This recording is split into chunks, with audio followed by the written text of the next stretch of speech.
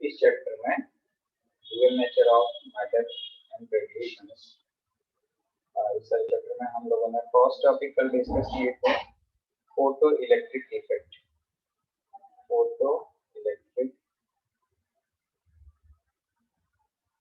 Effect, right. तो उसमें हमने तीन टर्म्स डिस्कस किए थे, एक तो फोटो इलेक्ट्रॉन्स और फोटो इलेक्ट्रिक इफेक्ट और फोटो इलेक्ट्रिक करंट। तो फोटो इलेक्ट्रिक इफेक्ट में ही हम डिस्कस किए थे फोटो इलेक्ट्रॉन्स और फोटो इलेक्ट्रिक करंट, राइट। तो यहाँ पर dual nature of matter and radiations का मीनिंग हुआ कि जो मैटर दो तरह के बिहेव कर सकता है, बट साइमल्टेनियसली इसके दो बिहेवियर नहीं हो सकते हैं। अलग अलग फिनोमिना में अलग अलग नेचर से शो करता है। दैट मींस कि एक बार वो पार्टिकल नेचर शो कर सकता है, राइट। पार्टिकल नेचर यानी कि वो मटेरियल नेचर शो कर सकता है, right.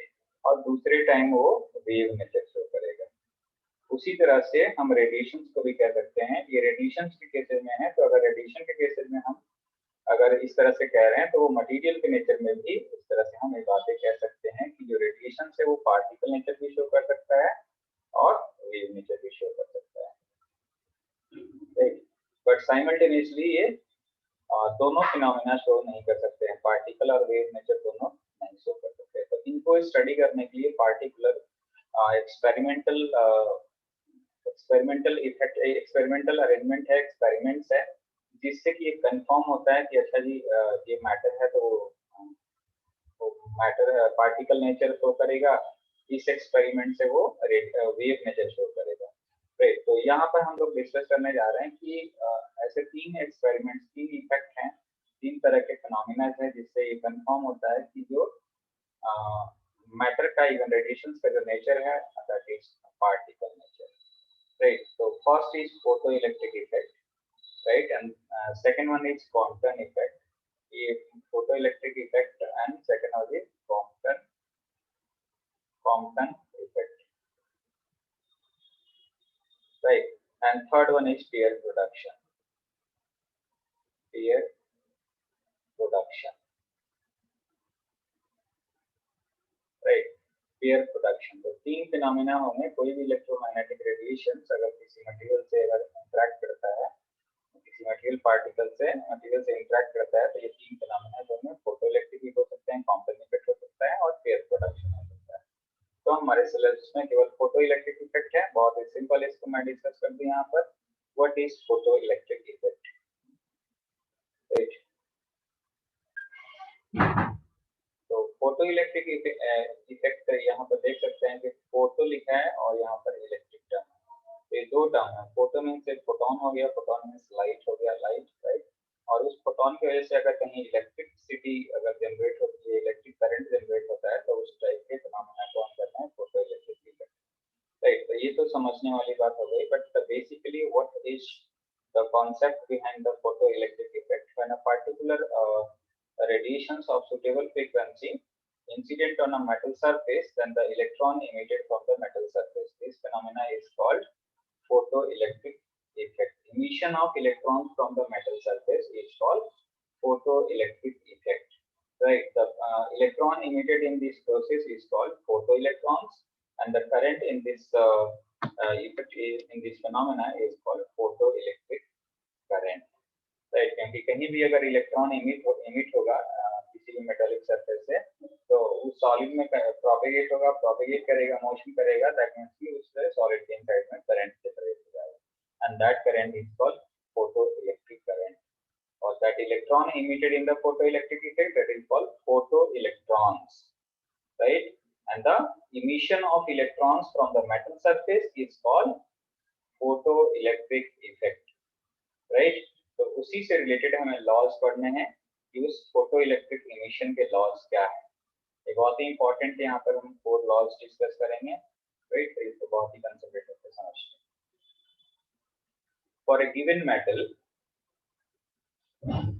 and frequency of incident radiation, the number of photoelectrons ejected per second is directly proportional to the intensity of incident light।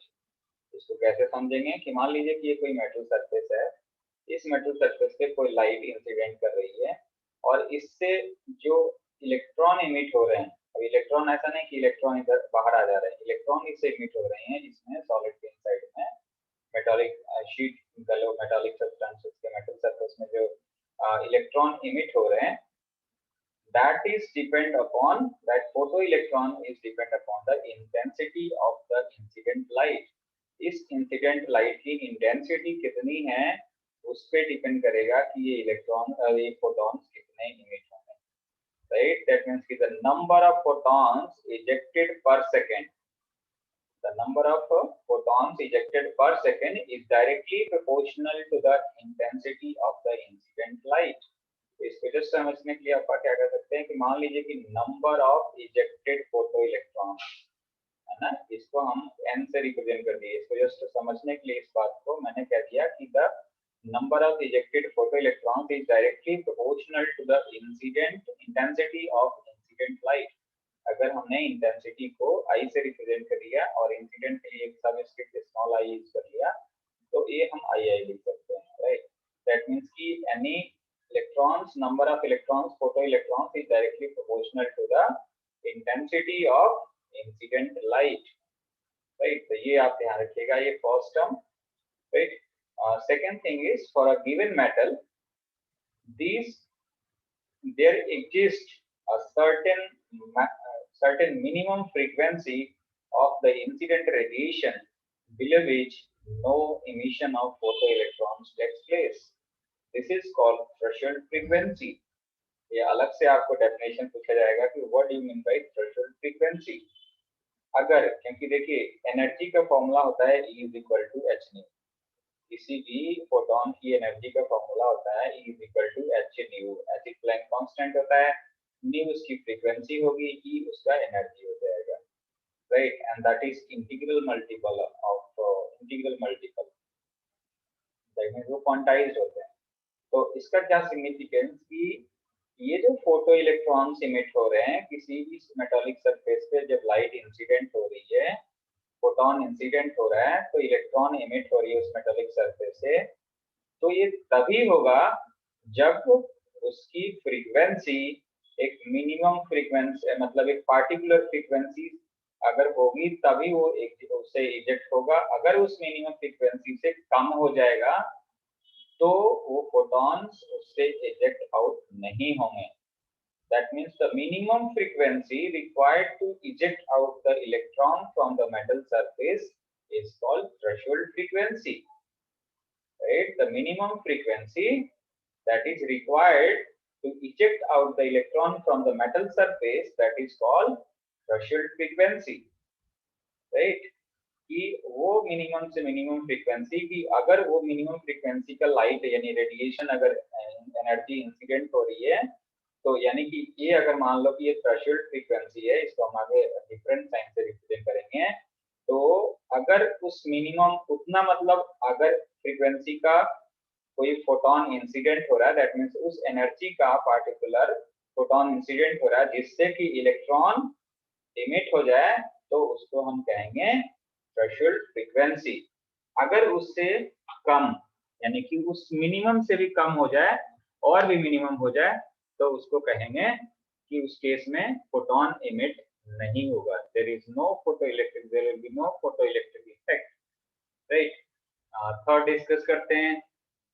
Above the threshold frequency, the maximum kinetic energy of the emitted photoelectrons is independent of the intensity of the incident light, but depends only upon the frequency or wavelength of the incident light. इसको अलग अलग समझिए इस बात को कि above the threshold frequency, the maximum kinetic energy of the emitted photoelectrons, ये जो इलेक्ट्रॉन्स इमिट हो रहे हैं यहाँ पर, इन इलेक्ट्रॉन की जो मैक्सिमम, इन फोटो इलेक्ट्रॉन की जो मैक्सिमम काइनेटिक एनर्जी होगी वो इंडिपेंडेंट होगी। इंडिपेंडेंट यानी कि डिपेंड नहीं करेगी, that does not depend upon the intensity of the incident light। इसकी काइनेटिक एनर्जी इसकी इंटेंसिटी पे डिपेंड नहीं करेगी। वो जितनी मर्जी इंटेंसिटी की यहाँ पर लाइट इंसिडेंट कराओ, उससे इसकी काइनेटिक एनर्जी पे, फोटो इलेक्ट्रॉन्स की काइनेटिक एनर्जी पे कोई फर्क नहीं पड़ेगा। ये आपको ध्यान रखना है, right? That means kinetic energy of photoelectrons does not depend upon the intensity of the incident light, but depends only upon the frequency. वो केवल फ्रीक्वेंसी पे डिपेंड करेगा। और you can say that wavelength of the incident light. ये जो light incident हो रही है, ये जो एनर्जी या फोटोन इंसिडेंट हो रही है, राइट, एच न्यू जिसको हम बोल रहे हैं, is equal to H nu, या फोटॉन्स हम इसको कह सकते हैं, is equal to energy h nu, that is photon, right. और ये एनर्जी अगर इस पे इंसिडेंट करेंगे तो ये फ्रीक्वेंसी पे डिपेंड कर सकता है उसकी काइनेटिक एनर्जी, या फिर हम कह सकते हैं कि वेवलेंथ पे डिपेंड करेगा। वेवलेंथ पे डिपेंड करेगा कैसे? क्योंकि nu is equal to c upon lambda होता है, राइट। तो आइदर आप फ्रीक्वेंसी कह लो या फिर वेवलेंथ कह लो, राइट। तो ये दो पैरामीटर पे कह सकते हैं कि इस पे डिपेंड कर सकता है, बट वो इंटेंसिटी पे डिपेंड नहीं करता है, राइट। लास्ट इसकी जो लॉज है उसको डिस्कस करते हैं, बहुत ही simple. Fourth one is the photoelectric process is an instantaneous process. Instantaneous का मतलब क्या हुआ कि मेटालिक सरफेस पे जो फोटोन इंसिडेंट हो रहा है, जैसे ही फोटोन सरफेस पे स्ट्राइक हुआ, एनर्जी ट्रांसमिट किया यहाँ पर उस मटेरियल को, उस मेटल सरफेस को, तो यहाँ पर मेटल्स है, मेटल्स में एटम्स है, एटम्स में न्यूक्लियस है पॉजिटिव, उसके बाहर आउटर मोस्ट सेल में इलेक्ट्रॉन्स मोशन कर रहे हैं। तो इलेक्ट्रॉन्स ने उस एनर्जी को एब्जॉर्ब करके वो इससे इजेक्ट आउट हो गया, इलेक्ट्रॉन बाहर आ गया उस एटम से, राइट। तो ये जो प्रोसेस है दैट इज इंस्टेंटेनियस। इंस्टेंटेनियस का मतलब कि इमीडिएटली, ऐसा नहीं कि इसमें डिले होगा। ये फोटोन इंसिडेंट हुआ तो कोई प्रोसेस में टाइम लग गया और फिर इलेक्ट्रॉन कुछ सेकंड के बाद इमिट होगा, ऐसा नहीं। It is a instantaneous process, right.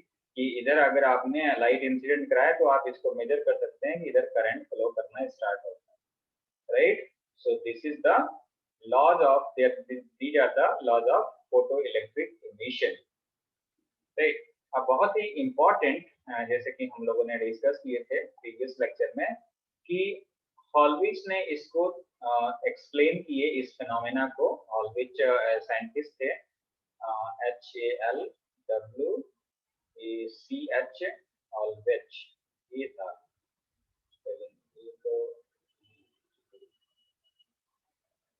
which हम इसको एक्सप्लेन किए इस फिनोमेना को। और एक्सपेरिमेंटली हर्ट जो साइंटिस्ट थे, जो हम लोग यूज करते हैं फ्रीक्वेंसी का unit HZ, hertz experiment even हम लोगों ने पढ़ रखे हैं।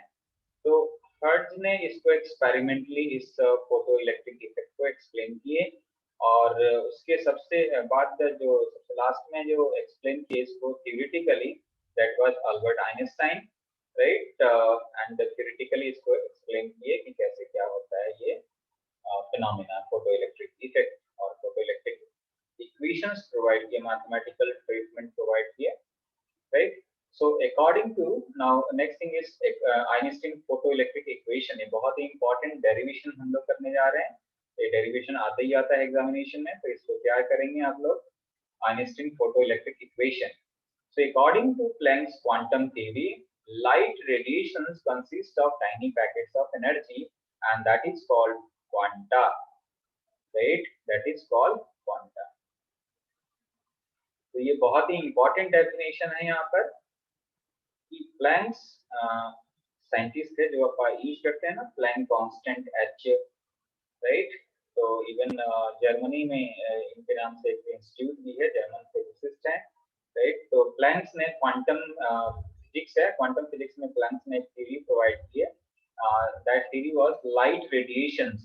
लाइट रेडिएशंस जो हम लोग जो विजिबल पार्ट देखते हैं, इवन जो विजिबल पार्ट, लाइट का विजिबल पार्ट की वजह से हम किस चीज को ऑब्जर्व कर पाते हैं, ये सॉरी ये चेयर है, ये टेबल है, ये लैपटॉप है, ये मोबाइल है, राइट। तो वो रिकॉग्नाइज हम कर रहे हैं विजिबल लाइट की वजह से। बट जो रेडिएशन स्ट्रम है, उस रेडिएशन में 7 स्पेक्ट्रम रहता है, इलेक्ट्रोमैग्नेटिक स्पेक्ट्रम, के जो हम लोगों ने 7 पार्ट्स पढ़े थे, तो उसको हम कह सकते हैं उस रेडिएशन को, रेडिएशन बेसिकली है क्या, दैट रेडिएशन और that light is basically it is a packets of energy. That packets of energy is called quanta. Quanta से ही टर्म हमें क्वांटम थ्योरी आया, क्वांटम मैकेनिक्स जो हम बात करते हैं, क्लासिकल मैकेनिक्स की बात करते हैं जो ओल्ड थ्योरी है, और एक क्वांटम थ्योरी कहते हैं, क्वांटम, क्वांटा से ही क्वांटम बना, right, you can say. So one quantum of light radiation is called photon, है ना। हम कह सकते हैं कि यहाँ लिखा ना packets of energy, that is called quanta, right. तो इसको हम इस तरह समझ सकते हैं कि E is equal to n small n h nu, ये भी हम लोगों ने पढ़ रखे हैं कि energy is this energy is quantized, quantized का मतलब है integral multiple of n, n is equal to 1 2 3, ऐसा नहीं कि हम इसको हम हाफ फोटॉन्स कह सकते हैं। तो अगर मान लो कि सिंगल फोटॉन से सिंगल पैकेट ऑफ एनर्जी है, तो उसको हम कह सकते हैं h new, and that is called photon. One quantum of light, right? One quantum of light radiation is called photon, which travels with the speed of light. One quanta of light radiation is called photon, which travels with the speed of light. ये photon किस speed से travel करता है, किसी medium में, किसी भी कहीं भी ट्रेवल कर सकता है, तो कितनी स्पीड होती है, that is 3 into 10⁸ metre per second. Speed of light that is 3 into 10⁸ metre per second, right. So the energy of photon is given by E is equal to h nu, E is equal to h nu, where h is called Planck's constant and nu is the frequency of light radiation, right? Frequency of light radiation, in new का symbol इस तरह से हम लोग बनाते हैं, that is the new, that is the frequency of light radiation, right. तो ये आइंस्टाइन ने, अल्बर्ट आइंस्टाइन ने ये थ्योरी प्रोवाइड किए, ये कॉन्सेप्ट प्रोवाइड किए, क्वांटम का, क्वांटा का और फोटॉन का, राइट। अब इस क्वेश्चन की तरफ हम मूव ऑन करते हैं, राइट। तो consider a photon of light of frequency new, consider a photon of light of frequency nu, new frequency का हमने कोई फोटॉन कंसीडर किया, and incident on a photo sensitive metal surface. हमने एक imagine कर लेते हैं कि ये कोई सरफेस है, मेटालिक सरफेस है, और ये फोटो सेंसिटिव है। ये सरफेस ऐसा है कि इस सरफेस पे अगर कोई लाइट इंसिडेंट होगी तो इमीडिएटली इस सरफेस पे क्या होगा, इस लाइट को सेंस कर लेगा, दैट मींस कि this is the photo sensitive. Photo sensitive का मतलब है कि लाइट इमीडिएटली उसको सेंस करेगा, एनर्जी को उसको सेंस करके और फिजिकल फिनोमेना प्रोवाइड करेगा, राइट। तो हमने कहा कि एक फोटॉन है जिसकी फ्रीक्वेंसी न्यू है, न्यू फ्रीक्वेंसी है, तो उस फोटॉन की एनर्जी कितनी होगी, E is equal to h nu, and that is incident on the photosensitive surface. So the energy of the photon h nu is spent in two ways. अब यहाँ पर ये फिजिक्स आपको मालूम होना चाहिए कि ये जो एनर्जी जो E is equal to h nu जो हम कह रहे हैं, वो इस पे जब इंसिडेंट हुई तो ये एनर्जी इसमें दो तरीकों में यूज हुई, स्पेंट हुई। फर्स्ट पार्ट हम डिस्कस करते हैं। फर्स्ट पार्ट है कि a part of the portion is used in liberating the electron from the metal surface, which is equal to the work function W naught of the metal। अलग से discuss करेंगे work function के बारे में। Basically first part इसका जो energy का था वो क्या हो गया, क्योंकि ये शीट था, ये किसी कोई भी मेटालिक शीट है, राइट, फोटो सेंसिटिव है, तो यहाँ पर मेटालिक यानी कि मैं यहाँ पर एक रिप्रेजेंट कर देता हूँ कि ये एटम है, एटम के इनसाइड में न्यूक्लियस है, राइट, और न्यूक्लियस के बाहर जो ऑर्बिट्स होते हैं उसमें इलेक्ट्रॉन्स मोशन कर रहा है, राइट, इलेक्ट्रॉन मोशन कर रहा था, और जैसे ही एनर्जी उसको मिली ये इलेक्ट्रॉन इधर बाहर आ गया, इस एटम से बाहर आ गया, बट ऐसा नहीं कि वो इलेक्ट्रॉन इधर आ गया, उस शीट में ही रहना है, उस मेटालिक सरफेस पे ही रहना है, मेटल्स में ही, मेटल्स के इनसाइड में ही रहना है, मेटल्स के बाहर नहीं आएगा वो electron, right. So first part of this energy is used in to liberate the electron from the metal surface, and that energy is equal to the work function W naught of the metal. That means the work function को हम यहीं से define कर सकते हैं कि what is work function? It is the energy that is used to liberate the electron from the metal surface. That is called work function, right? Our second part, जो बाकी जो energy बच गई, and that rest energy of the photon is used in imparting the kinetic energy to the emitted photoelectron.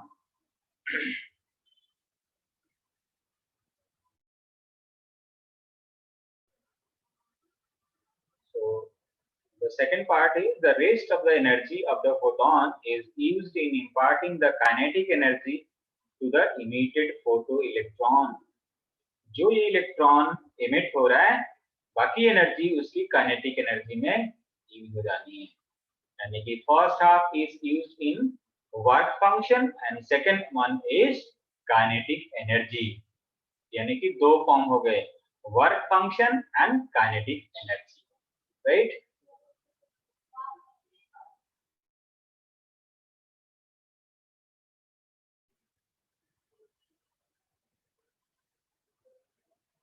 तो हम यहाँ कह सकते हैं कि if v is the velocity of the emitted photoelectrons and m is its mass, then kinetic energy कितना हो जाएगा? half mv square, right? Then the kinetic energy of the photoelectrons that is equivalent to half mv square. क्योंकि हमने कहा कि उसकी जो half energy है वो work function that is w not, और जो सेकेंड पार्ट उसकी एनर्जी है that is kinetic energy half mv square, right?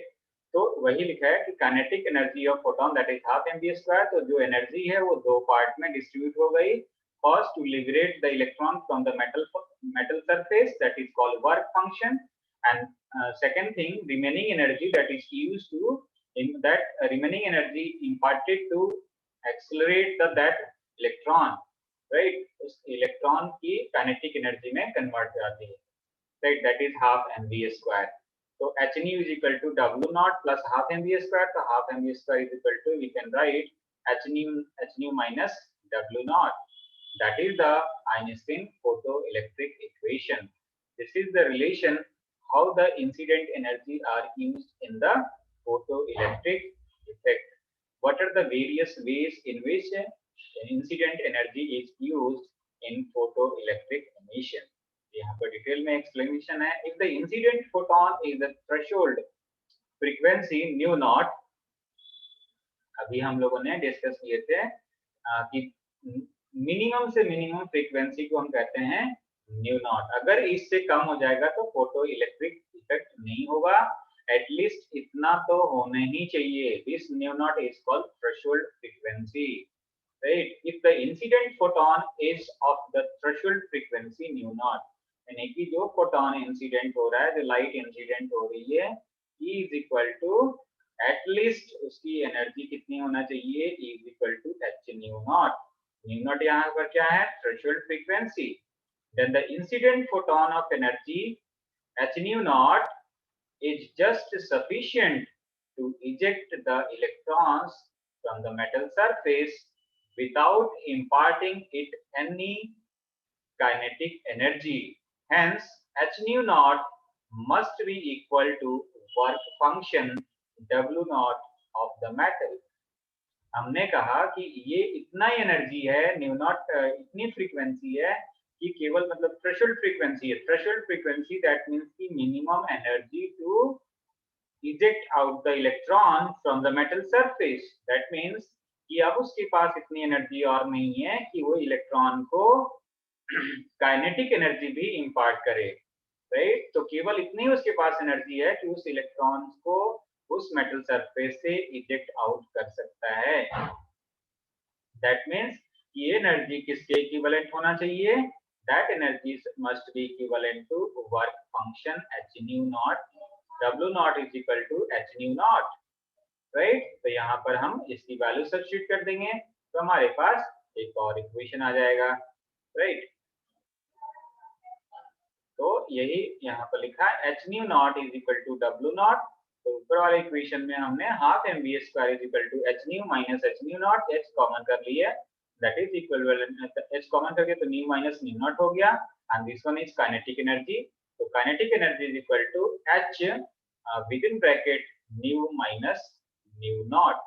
तो ये रिलेशन क्या प्रोवाइड करता है, this is the relation between, ये तो नेक्स्ट हैगा, राइट।